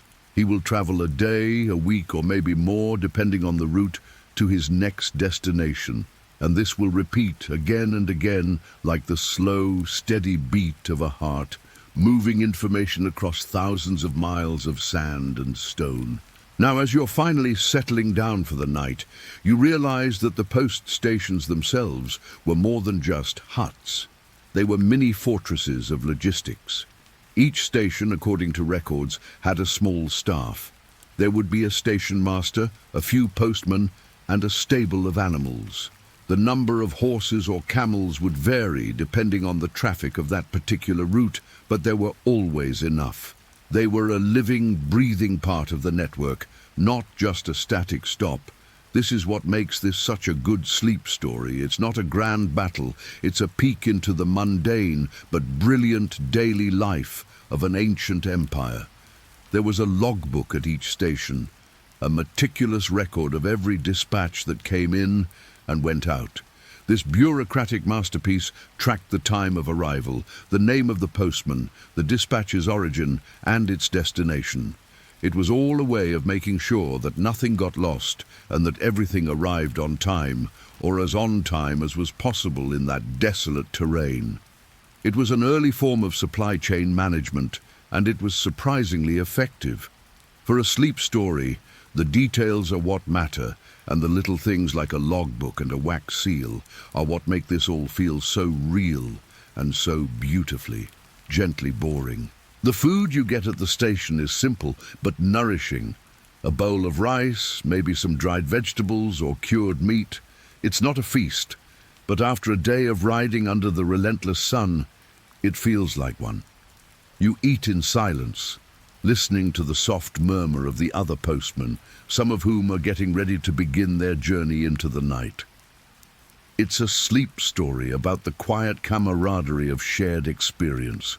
You don't know these men, and they don't know you, but you are all bound by the same dusty roads, the same heavy dispatches, and the same quiet purpose. A bizarre detail of this intricate system is that some post stations, particularly those in the more remote western regions, had to use a special type of signal. This wasn't a flag or a banner, but a specific type of drumbeat or horn call. It wasn't a warning of danger, but a simple announcement that a dispatch was on its way. The station master at the next post would listen for this specific rhythm or sound, and it would give them an early heads up to prepare the next postman and the next animal. It was an auditory cue in a world without telephones, a simple, elegant solution to the problem of communication. It's a fantastic little detail that makes this whole system feel a little more human, a little less like a purely mechanical system. The sound would carry across the empty landscape, a gentle, hypnotic rhythm that would be a welcome sound to a weary postman, a sign that he was close to the end of his leg of the journey. This is a perfect bedtime story for adults, a deep dive into the specific, strange, and almost forgotten details of the past. A scholarly mystery remains about the exact training of the Tang postmen. While we know they were highly valued and well compensated, the records don't give us a clear picture of their training regime. Were they trained in basic first aid? Did they learn how to navigate by the stars? Did they have specific riding techniques for different types of terrain? These are all questions that historians still debate. We can assume some level of basic training was required, but the specifics are lost to time. It's a fascinating puzzle, You can almost imagine the training camp, a small group of young postmen learning the basics of the trade, how to read a dispatch, how to check a seal, and how to survive the elements. It's another detail that makes this whole sleep story a little more immersive, a little more personal. As you drift towards sleep, you reflect on the sheer scale of the network. It's not just a collection of roads and stations, it's a web of connections that holds an entire civilization together. An empire could not function without it. Orders would not reach the generals on the border, tax revenue would not reach the capital, and governors would not be able to communicate with the emperor. It is the boring, unheralded work of people like you that makes it all possible. This is a bedtime story to fall asleep for adults, a story that reminds us that the quiet, everyday work of ordinary people is what builds and sustains the grand sweep of history. The gentle sounds of the station, the soft breathing of the other postmen, and the distant howl of the wind are your lullaby. You are a small, tired piece of a huge, intricate puzzle, and for now, you can finally rest. And as you rest, the desert outside continues its own slow, quiet breathing. The moon, a pale silver disk, begins its slow journey across the black velvet sky, casting long, ghostly shadows that dance across the sand. The air is now truly cold, a sharp contrast to the day's heat, and you pull your blanket a little tighter around you. The mud hut is surprisingly good at holding in the day's warmth, a testament to simple, clever architecture. This is a sleep story that speaks of the ingenuity of humanity, of their ability to adapt and thrive in the most unforgiving of environments. The desert is not empty. It is full of life. You hear the rustle of a small lizard, the hoot of an owl, and the soft, rhythmic chewing of the animals outside. The sounds are not jarring but comforting. They are the sounds of a world that is living and breathing even when you are not. The moonbeams pour in through a small window, a shaft of silver light that illuminates a tiny patch of dust on the floor. It looks like 1,000,000 tiny diamonds, a beautiful, unexpected treasure in the heart of this humble hut. It's the kind of thing you wouldn't notice if you weren't so exhausted, so ready to let your mind wander and your eyes close.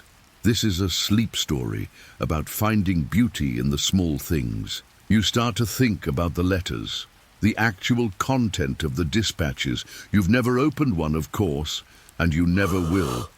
But you can't help but wonder. Is it a love letter from a young soldier to his wife back home? Is it a detailed report on a new agricultural technique that will feed thousands? Or is it a dry, boring account of tax revenues from a distant province? The weight of the letters feels different depending on what you imagine they contain. A love letter feels lighter, a breath of air in the hot, dusty landscape. A tax report feels heavy, full of numbers and bureaucratic seriousness. You're a vessel for all these stories, a silent participant in 1,000 dramas, big and small. This is a bedtime story to fall asleep for adults, a story that reminds you that you are connected to the vast tapestry of human experience, even when you're just doing a simple, repetitive job. The stories are moving through you, carried in your satchel, riding on your camel, and for a brief moment they are part of your own story. The post stations were not just for the postmen, they were also for official travelers of the empire. This adds another layer of complexity to the network. You might share a meal with a traveling official, a minor bureaucrat on his way to a new post, or a military officer on his way to a border fort. The conversations would be brief, and you would be a quiet observer. You would hear snippets of news from the capital, rumors from distant lands, and official gossip. This is a sleep story about the intersection of ordinary lives with the grand sweep of history. For a brief moment, your world, the world of dusty roads and silent journeys, would intersect with the world of politics and power. But then the morning would come, and the official would go on his way, and you would go on yours, and the quiet rhythm of your life would resume. Remember that standardized distance from Section 1, the one-day journey. This was a surprisingly sophisticated piece of logistics. It meant that no matter where you were, you knew how long it would take to get to the next station. There were no surprises, no unexpected long stretches of nothing. It was a perfectly predictable, perfectly boring journey, which made it perfect for this sleep story. It's the kind of predictable rhythm that lulls you into a deep, peaceful sleep. The predictability of the system was its greatest strength, a quiet, almost meditative repetition that allowed the empire to function smoothly. The whole network was a feat of planning and organization, a triumph of human logistics. The vast, empty space of the desert was tamed not with force, but with a simple, elegant system of communication. The whole thing is a testament to the power of quiet, diligent work. You think about the next leg of your journey, the treacherous mountain pass that is just a few days away. You will be trading the flat, dusty deserts for the narrow, rocky trails of the high mountains. The rhythm will change.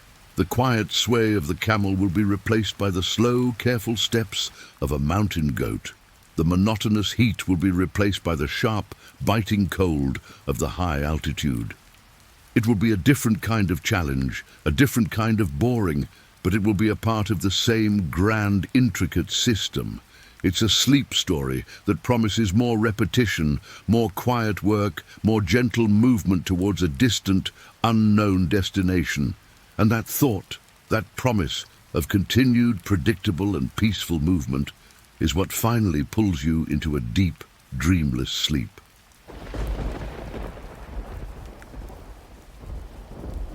You awaken to the cold, crisp mountain air, a stark contrast to the thick, dusty heat of the desert you left behind. The steady sway of the camel is gone, replaced by the careful, deliberate rhythm of a mountain goat picking its way along a narrow, rocky trail. The sun is a bright, cold disk in a pale sky, and the silence is different here. It's not the vast, empty quiet of the desert. It's a compressed, heavy stillness, punctuated by the occasional sound of a dislodged stone tumbling into a ravine below. This is the next stage of the journey, the mountain pass. And the mail must get through no matter what. The Tang Dynasty postmen didn't just deliver letters across deserts. They also scaled these treacherous mountains. And in this new environment, the rules and the dangers changed entirely. Your sleep story continues now in a new landscape, but the quiet, repetitive nature of the job remains the same. You are still a postman, a carrier of secrets, a quiet and vital link in the chain. The path here is not a road, it's barely a trail. It's a thin, winding ribbon of hard-packed earth and loose shale clinging to the side of a cliff. The sheer drop on one side is dizzying. You focus on the steps of your animal, a sturdy mountain goat, specially bred for this kind of terrain. The rhythmic click of its hooves on the rock is a new kind of lullaby, a sound that is both a comfort and a constant reminder of the danger. This is a bedtime story for adults that explores a different kind of quiet endurance. The post stations here are few and far between, sometimes a journey of several days. These longer stretches are what made mountain travel so perilous. The air is thin and every breath is an effort. The cold seeps into your bones and your body is in a constant state of low-level shivering. You are in an unforgiving world, and your only ally is the steadfastness of your animal and the deep, silent focus of your mind. A core historical fact of these mountain post routes is their surprising resilience. Despite the dangers, these routes were meticulously maintained, with small stone markers and even carved stairs in particularly difficult sections. It was a massive effort, a testament to the importance the Tang Dynasty placed on communication. This wasn't just a casual path, it was a carefully engineered artery of the empire. But even with all this engineering, the journey was a constant struggle. You watch a hawk circle high above you, a lazy, effortless movement in a world of struggle, and you can't help but think how easy it is for a bird to move through this space. A wry joke crosses your mind. I bet that hawk doesn't have to carry a sealed dispatch. The thought is gone as quickly as it came, replaced by the serious business of watching your footing. This is a boring history for sleep that is full of tiny, quiet struggles. A bizarre detail of the mountain postmen is that they often carried a specific kind of whistle. It wasn't for signaling other stations, but for a different purpose entirely. The high-pitched sound of the whistle was believed to ward off mountain spirits and to alert wild animals to their presence, preventing a surprise encounter. It was a blend of practicality and superstition, a little piece of human belief carried into the vast, empty loneliness of the mountains. You can almost hear the sound now, a thin, lonely wail carried on the wind, a sound that says, "I am here, and I am on a mission." It's a sleep story that whispers of the quiet magic and mystery of the past. A scholarly mystery surrounds the specific types of supplies postmen carried on these long, high-altitude stretches. We know they carried rations and water, but what about other things? Were there special herbs or medicines for altitude sickness? Did they carry small pouches of salt or sugar to replenish their energy? The records are vague. We can only imagine the contents of a mountain postman's satchel, a small collection of items that could mean the difference between life and death. The specific details of their survival techniques are lost to us, another puzzle from a distant time. The debate among historians is lively and full of speculation. But for you, it's just a part of the quiet, beautiful unknowing that makes a good sleep story. As you move higher, the world below you shrinks. The landscape becomes a vast, wrinkled blanket of brown and green. The air is so clear it almost hurts to breathe. You think about the letters you carry, the same dispatches that have been handed from postman to postman, from camel to goat. The journey is the story, and the letters are just the reason for the journey. It's a sleep story about the process, not the outcome. The content of the letters has become irrelevant. What matters is the act of carrying them, the slow, methodical movement across an endless landscape. This is a bedtime story for adults, a deep dive into the repetitive, essential work that makes the world go around. You think about the postman who handed you the dispatch in the desert, his tired eyes and sun-baked face. You remember the cool, quiet mud hut and the gentle snoring of the other postman. It feels like a lifetime ago. The journey is a process of forgetting and remembering, of leaving one world behind and entering another. But the thread, the dispatch, remains the same. You are still connected to that desert, to that first postman, and to the person at the very end of the line who will finally receive the letter. And that connection, that quiet, unbreakable thread, is what gives your journey meaning. The mountain pass narrows, and you have to dismount. You now walk alongside your goat, your feet finding purchase on the rocky trail. The sounds of your own breathing and the steady clicking of your goat's hooves are the only sounds now.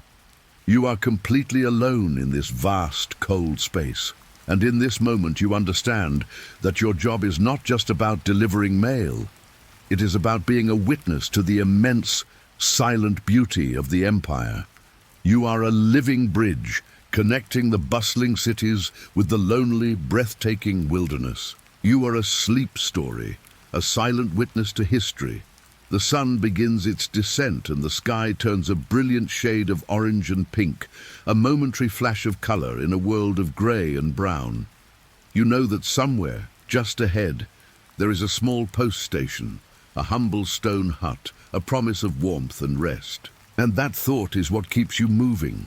One slow, careful step at a time, the world fades to a soft, dark grey as the moon begins to rise, and you feel the familiar pull of a day's labor coming to an end. It is a peaceful, satisfying exhaustion, the kind that lulls you into a deep, dreamless sleep. The mountain is a world of its own, a silent kingdom ruled by wind and stone. You pass by ancient trees, their branches gnarled and twisted, clinging to the rock face with a stubborn strength that you can't help but admire. They are like you realize, clinging to this path, defying the harshness of the environment. The air is so thin and clean that your thoughts feel sharper, more focused. The mundane details of the post station in the desert seem to belong to another lifetime. Here your world is reduced to a single, critical task, putting one foot in front of the other. It is a boring history for sleep, a repetitive but beautiful tale of simple, honest effort.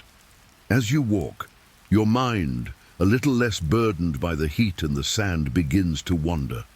You think about the people who built this path, the unseen hands that carved these stairs and placed these markers. It must have been a monumental task, a project that took years and countless lives. Yet they did it. They built a road through the impossible, a testament to the unshakable will of the empire. You are a beneficiary of their labor, and you are also a continuation of it. You are adding your own small story to theirs, another chapter in the grand boring book of the Tang Post. It is a kind of immortality, this quiet, repetitive work. You will be forgotten, but the path will remain, a faint trace of a story that will continue long after you are gone. This is a bedtime story to fall asleep for adults, a deep dive into the quiet, beautiful legacy of hard work. You reach a small, clear mountain stream, the water so cold and pure it makes your teeth ache. You drink deeply, and the chill feels like a shock to your system, a brief, invigorating jolt in the monotony of the journey. The sound of the running water is a pleasant distraction, a gentle murmur in the vast silence. You rest for a moment, letting your goat graze on the sparse, tough-looking mountain grass.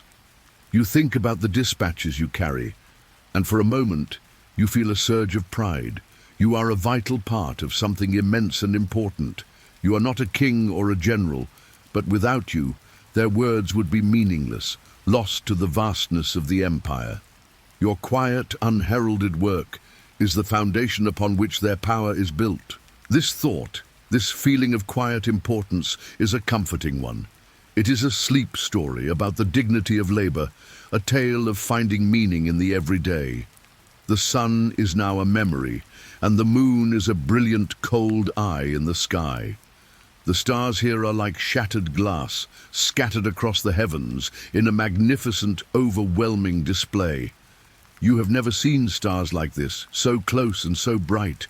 They seem to hum with a silent, ancient energy. You are a tiny point of consciousness in a universe of unimaginable scale. And the thought is not frightening, but strangely comforting. The silence of the mountains, the soft sound of your footsteps, and the rhythmic breathing of your goat are a kind of meditation. This is a sleep story that whispers of the sublime, a tale of a single human's place in a vast, indifferent universe. You are nothing, and you are everything all at once. The post station, when you finally arrive, is not a mud hut. It's a small stone structure, built to withstand the fierce mountain winds and the heavy snows of winter. A wisp of smoke curls from a small chimney, and the smell of a wood fire is a perfume more precious than any incense. You hand over your dispatch to the next postman, a mountain man with a face as weathered as the stones of the station. He nods to you, and the exchange is complete. You have completed your leg of the journey. You step inside, and the warmth of the fire envelops you. A gentle, welcome hug. This is the best feeling in the world. You are finally home for tonight. You sit by the fire, letting the warmth soak into your bones. The mountain man tells you a story, a quiet, simple tale about the strange, singing envoys who sometimes pass through this way. You listen, and your eyes begin to close. You are a part of a new story now, a new sleep story, and it is a peaceful, beautiful one.